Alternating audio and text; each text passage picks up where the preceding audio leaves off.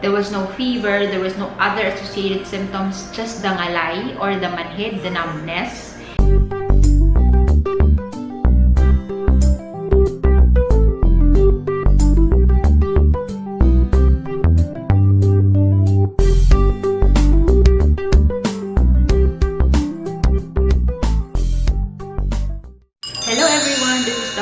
Miranda, and welcome back to my YouTube channel, Dr. Vlogger. This is a video to update with you guys 1 week after my vaccination, and as you can see, I am okay. Right after the vaccination, I felt okay kasi hindi masakit yung tusok. The nurse, I think, did a great job with that kasi a majority of us did not feel anything.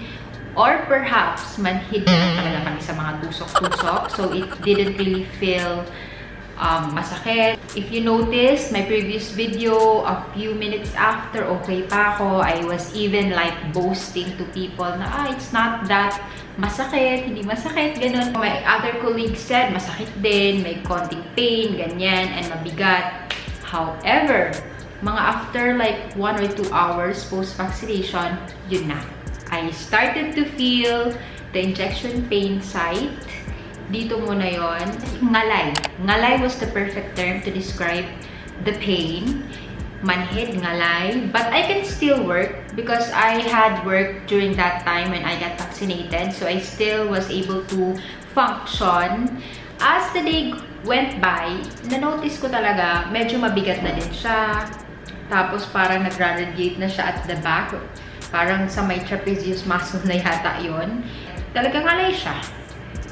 The day after my vaccination, okay na siya. Everything went smoothly. I was okay. I was fine. The ngalay, the pain, just, disappeared. It disappeared. Okay na siya. I didn't experience the other mild side effects na fever or yung mga konting viral-like illnesses na na-feel or naramdaman ng iba.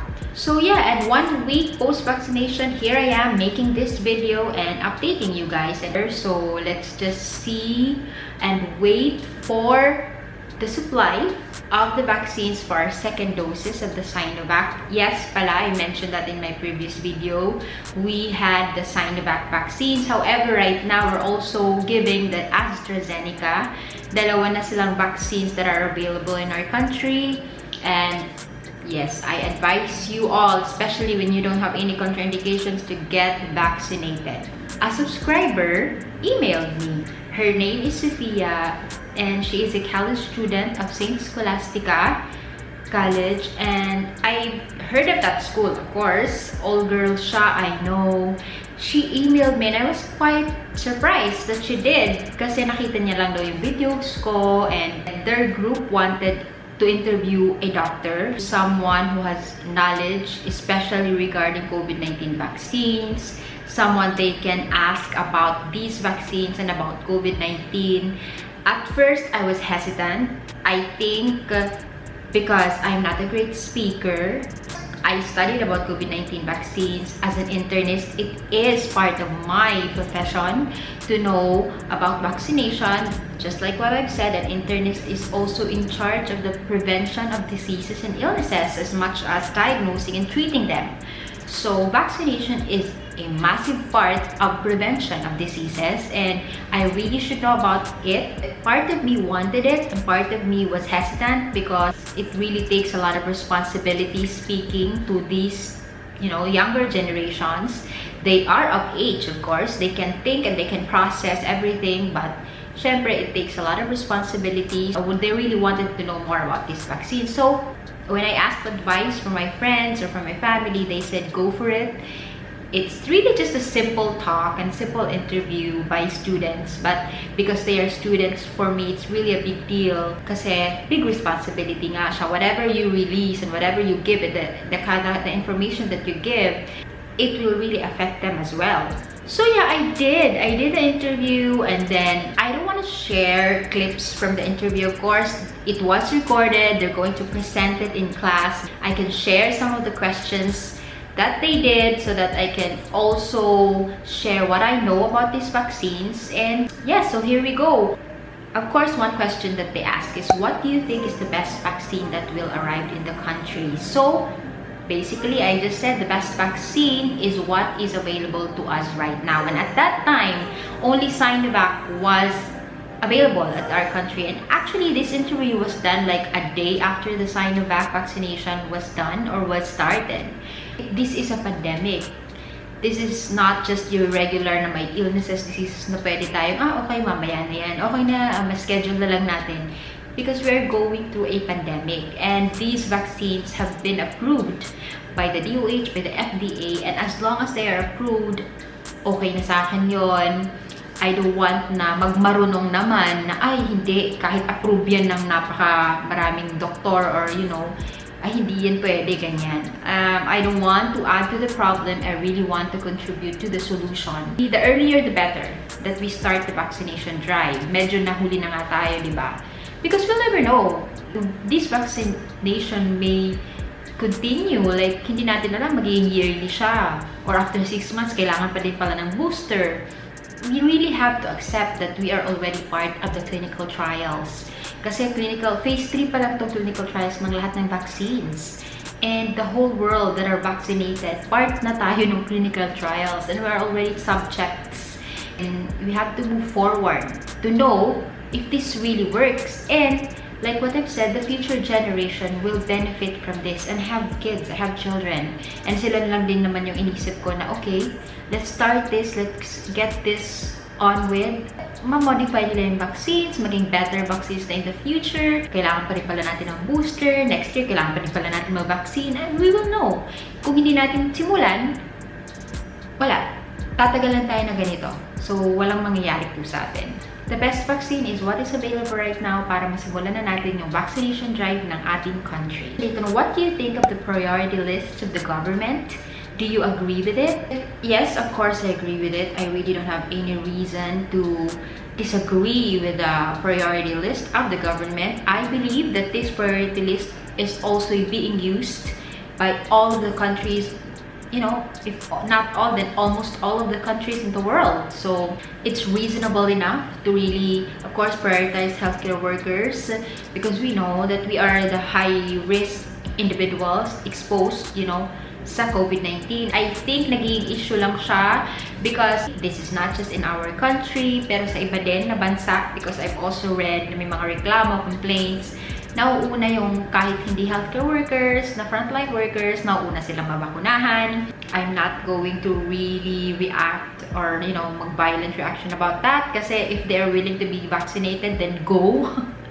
Sometimes kasi, especially in a facility, may mga ayaw na frontline workers. Ang sayang naman yung vaccines if hindi magagamit, if may willing naman ng mga hindi frontline workers to be vaccinated with.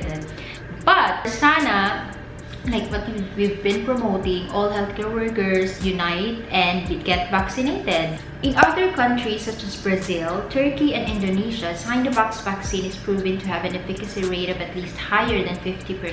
Then why do you think some Filipino health workers are still hesitant to get vaccinated? I understand that some of the healthcare workers, kahit nga naman din ako, di ba? 50%. But like what I've said, 50% protection is better, is good enough. Kasi andyan na siya nakaka-protect. Kaysa naman na wala. If nandito lang naman yung mga vaccines that would provide 100% efficacy, 90% efficacy, then why not, diba? Hindi, bakunahan na kami. Pero wala. But nandyan yung isang vaccine that would provide a 50% efficacy rate, then sige, go! 50% protection is better than none. Yun lang yun. Also, regarding those healthcare workers that are hesitant, I think madami na naman ang nag-convert. They got vaccinated even though they were hesitant. And if those doctors, healthcare workers that were still not vaccinated kasi hesitant pa din, I respect them. It's their choice. They have a choice not to get vaccinated with whatever vaccines that are there. As a doctor, as a healthcare individual in the medical sector, we should be the one to lead the population. In late February, the FDA approves an emergency use authorization for SINOVAC vaccine, but noted that it is not recommendable for healthcare workers as its higher efficacy rate are only possible for those who are in moderate risk exposure to COVID-19. As a doctor and healthcare worker, what can you say about it? It has all been resolved regarding this issue. Binago na po yan ng NITAC, di ba, ng FDA. The healthcare workers have a choice already to get vaccinated or not. And as we all know, we made a choice. We got vaccinated. If we are basing the 50.4% efficacy rate dun sa Brazil trial, 12,000 kasi yun. And majority of those trial, actually lahat, are healthcare workers. So, high risk talaga sila na ma-expose. Therefore, lowering the efficacy rate to 50%. Kasi kung general population lang yun, baka mas tumaas siya. Kasi yung mga general population na yun, they're not at risk. They're not always exposed to the hospital, to COVID-19 patient. Yun, kaya naging mababa yung efficacy rate niya. Are you willing to get vaccinated? Of course, I did get vaccinated 1 week ago. And given that there are people who are still afraid and hesitant getting vaccinated, what is your message to them? I've already said my message, especially in my first video, and I'm still going to repeat it now. Just get vaccinated. We have to start this. We have to do this because who else would do this? Who else would get vaccinated but tayo? We are going to be the first generation vaccines. Hindi magkakaroon ng second generation and third generation kung hindi natin uunahan. Herd immunity, sabi nga nila, it's really not that feasible, especially sa mga first generation vaccines. However, we'll never know.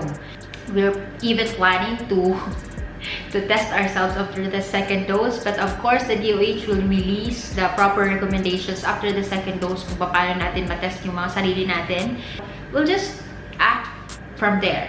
We'll just wait and we'll just have to really trust the process kasi this is our country. Wala na pong ibang population na pwedeng gumawa nito but tayo.